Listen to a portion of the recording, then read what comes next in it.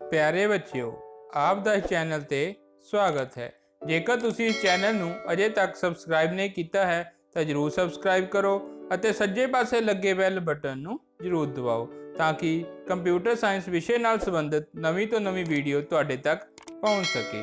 अज असी computer science जमात 9वीं पाठ number 4 DBMS नाल जान पछाण अभ्यास की दोहराई करांगे, जिस विच खाली थावां, सही गलत, छोटे ਅਤੇ ਵੱਡੇ प्रश्न उत्तरां की दोहराई करांगे।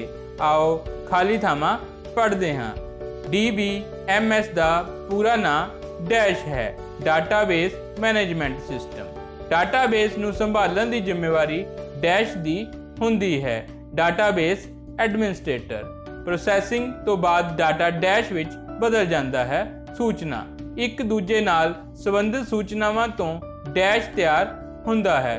डाटाबेस डैश एक विलक्षण की हुंदी है, प्राइमरी की। पूरे नाम लिखो। DBA database administrator, DBMS database management system, SQL structured query language, RDBMS relational database management system, ER diagram entity relationship diagram. छोटे उत्तरों वाले प्रश्न।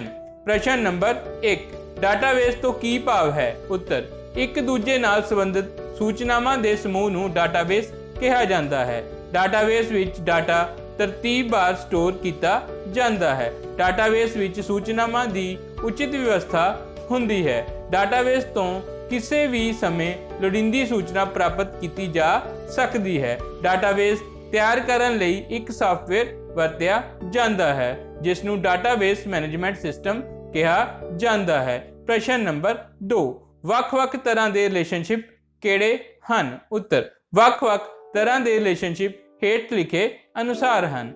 नंबर 1, एक तो एक रिलेशनशिप। नंबर 2, एक तो अनेक रिलेशनशिप। नंबर 3, अनेक तो अनेक रिलेशनशिप। प्रश्न नंबर 3, ਵੱਖ-ਵੱਖ DBA ਦੇ ਨਾਂ ਦੱਸੋ।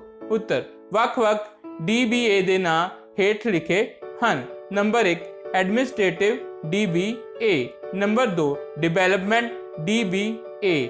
Number 3, architect DBA। Number 4, data warehouse DBA।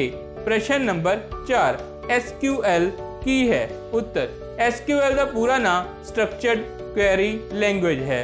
ये एक हाई लैवल भाषा है जो कि रिलेशनल डाटाबेस विच वरती जाती है। इस दी वरतों डाटा नूं सांभण, कंट्रोल करन, बदलन आदि कामां लई कीती जाती है। ये एक प्रोग्रामर लई ये निर्धारित करन विच सहायक हुंदी है कि किस डाटा नूं उस नूं जरूरत है। प्रश्न नंबर 5, कीज़ किन्ने तरह दियां हुंदियां हन? उत्तर कीज़ डाटाबेस मैनेजमेंट सिस्टम का बहुत महत्वपूर्ण हिस्सा हुंदियां हन। ये कई किस्मां दियां हुंदियां हन। आम वरतियां जाण वालियां कीज़ इस तरह हन। नंबर 1, सुपर की। नंबर 2, कैंडीडेट की। नंबर 3, प्राइमरी की। Number 4, composite key. Number 5, foreign की। ਵੱਡੇ उत्तरां वाले प्रश्न। प्रश्न नंबर 1, नॉर्मलाइजेशन बारे जानकारी दिओ।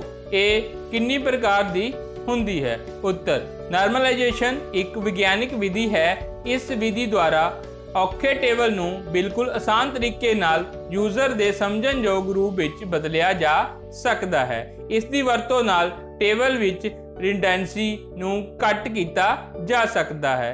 ये डाटाबेस इनकंसिस्टेंसी नूं घट करन जां खत्म करन लई भी वरती जाती है। ये कई प्रकार की हुंदी है। नॉर्मलाइजेशन नूं लागू करन दे इन्हां तरीकिਆਂ नूं नॉर्मल फॉर्म्स कहा जाता है। नॉर्मलाइजेशन दे ये तरीके हेठ लिखे अनुसार हैं। नंबर 1, पहली नॉर्मल फॉर्म। नंबर 2, दूजी नॉर्मल फॉर्म। नंबर 3, तीजी नॉर्मल फॉर्म। नंबर 4, चौथी नॉर्मल फॉर्म। नंबर 5, पंजवीं नॉर्मल फॉर्म। प्रश्न नंबर 2, फाइल प्रोसैसिंग सिस्टम की है? इस दे लाभ ਅਤੇ हानियां बारे जानकारी दिओ।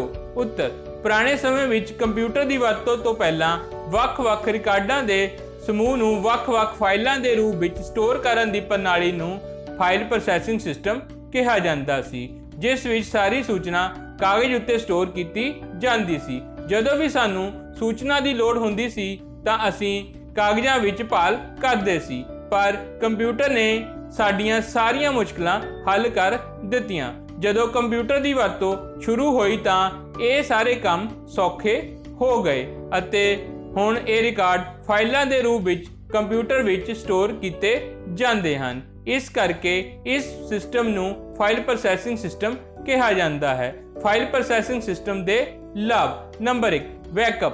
ਕੰਪਿਊਟਰ ਆਧਾਰਿਤ ਪ੍ਰਣਾਲੀਆਂ ਦੀਆਂ ਫਾਈਲਾਂ ਵਿੱਚ ਸਟੋਰ ਕੀਤੇ ਡਾਟਾਬੇਸ ਦਾ ਤੇਜ਼ ਅਤੇ ਆਟੋਮੈਟਿਕ ਬੈਕਅਪ ਲੈਣਾ ਸੰਭਵ ਹੈ। ਨੰਬਰ 2, ਸੰਖੇਪਤਾ। ਸੰਖੇਪ ਨਾਲ ਡਾਟਾ ਨੂੰ ਸਟੋਰ ਕਰਨਾ ਸੰਭਵ ਹੈ। ਨੰਬਰ 3, ਡਾਟਾ ਪ੍ਰਾਪਤੀ। ਕੰਪਿਊਟਰ ਆਧਾਰਿਤ ਸਿਸਟਮ ਡਾਟਾ ਵਿੱਚ ਸੁਧਾਰ ਮੁਹੱਈਆ ਪ੍ਰਾਪਤੀ ਤਕਨੀਕ ਆਸਾਨ ਅਤੇ ਕੁਸ਼ਲ ਤਰੀਕੇ ਨਾਲ ਫਾਈਲਾਂ 'ਚ ਸੰਭਾਲਿਆ ਡਾਟਾ ਪ੍ਰਾਪਤ ਕੀਤਾ ਜਾ ਸਕਦਾ ਹੈ। ਨੰਬਰ 4, ਸੰਪਾਦਨ।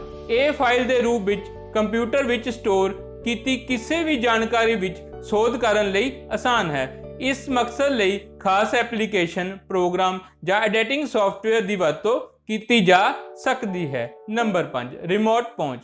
ਕੰਪਿਊਟਰ ਆਧਾਰਿਤ ਸਿਸਟਮ ਵਿੱਚ ਡਾਟਾ ਨੂੰ ਰਿਮੋਟ ਕਰਨਾ ਸੰਭਵ ਹੈ। ਇਸ ਲਈ ਡਾਟਾ ਨੂੰ ਐਕਸੈਸ ਕਰਨ ਲਈ ਇਹ ਜ਼ਰੂਰੀ ਨਹੀਂ ਕਿ ਉਪਭੋਗਕਰਤਾ ਉਸ ਜਗ੍ਹਾ ਤੇ ਮੌਜੂਦ ਰਹੇ ਜਿੱਥੇ ਇਹ ਡਾਟਾ ਰੱਖਿਆ ਜਾਂਦਾ ਹੈ। ਨੰਬਰ 6, ਸਾਂਝਾ ਕਰਨਾ। ਕੰਪਿਊਟਰ ਆਧਾਰਿਤ ਸਿਸਟਮ ਦੇ ਫਾਈਲ ਵਿਚਲੇ ਡਾਟਾ ਨੂੰ ਇੱਕ ਸਮੇਂ ਤੇ ਕਈ ਉਪਭੋਗੀ ਆਪਸ ਵਿੱਚ ਸ਼ੇਅਰ ਕਰ ਸਕਦੇ ਹਨ। ਫਾਈਲ ਪ੍ਰੋਸੈਸਿੰਗ ਸਿਸਟਮ ਦੀਆਂ ਹਾਨੀਆਂ। ਨੰਬਰ 1, ਡਾਟਾ ਮੈਪਿੰਗ ਅਤੇ ਐਕਸੈਸ।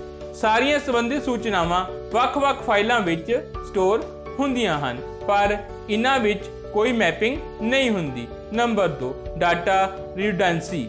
ਡੁਪਲੀਕੇਟ ਡਾਟਾ ਨੂੰ ਵੈਲੀਡੇਟ ਕਰਨ ਲਈ ਫਾਈਲ ਸਿਸਟਮ ਵਿੱਚ ਕੋਈ ਵੀ ਤਰੀਕੇ ਸ਼ਾਮਿਲ ਨਹੀਂ ਹਨ। Number 3, data dependence.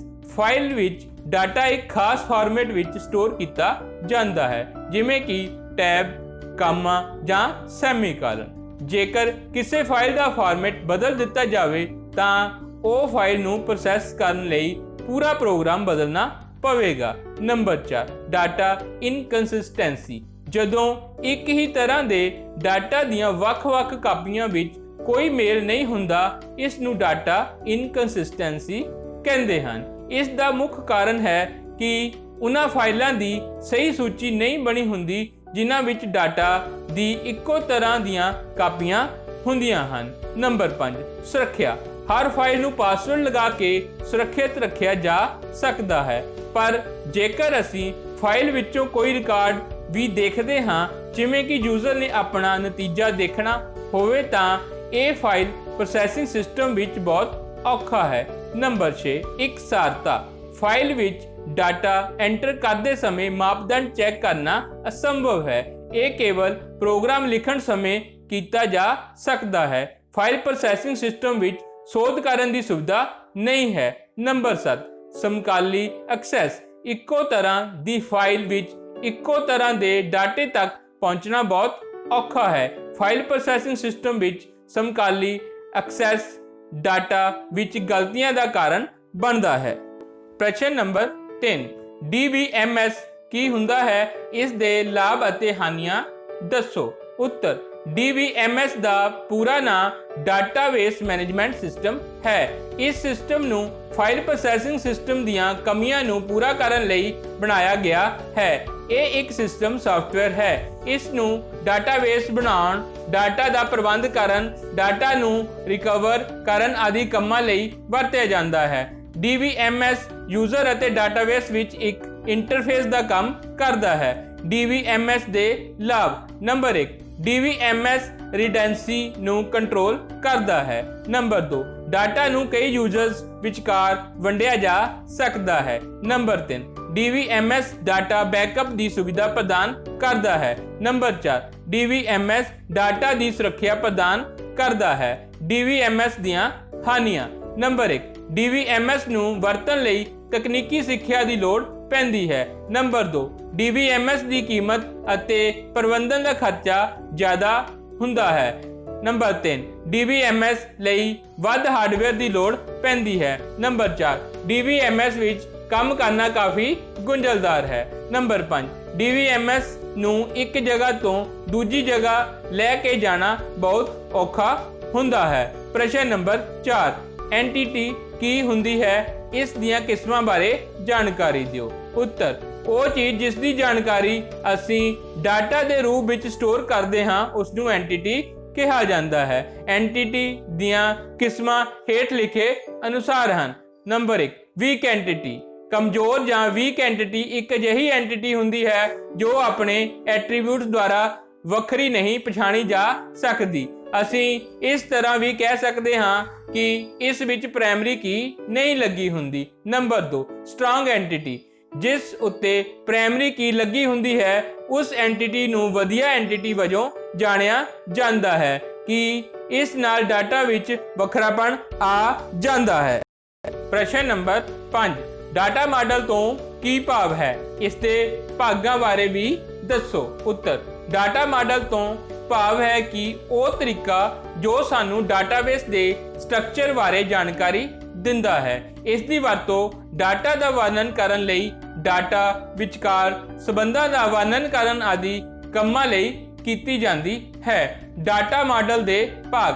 Data models ਮੁੱਖ ਤੌਰ ਤੇ 3 ਭਾਗਾਂ ਵਿੱਚ ਵੰਡੇ ਜਾ ਸਕਦੇ ਹਨ ਜੋ ਕਿ ਹੇਠ ਲਿਖੇ ਅਨੁਸਾਰ ਹਨ। Number 1 object oriented logical model. ਇਸ ਦੀ ਵਰਤੋਂ ਲਾਈਨ ਦਰ ਲਾਈਨ ਡਾਟਾ ਦਾ ਵਰਣਨ ਕਰਨ ਲਈ ਕੀਤੀ ਜਾਂਦੀ ਹੈ। ਇਹ ਮੁੱਖ ਤੌਰ ਤੇ 5 ਪ੍ਰਕਾਰ ਦਾ ਹੁੰਦਾ ਹੈ।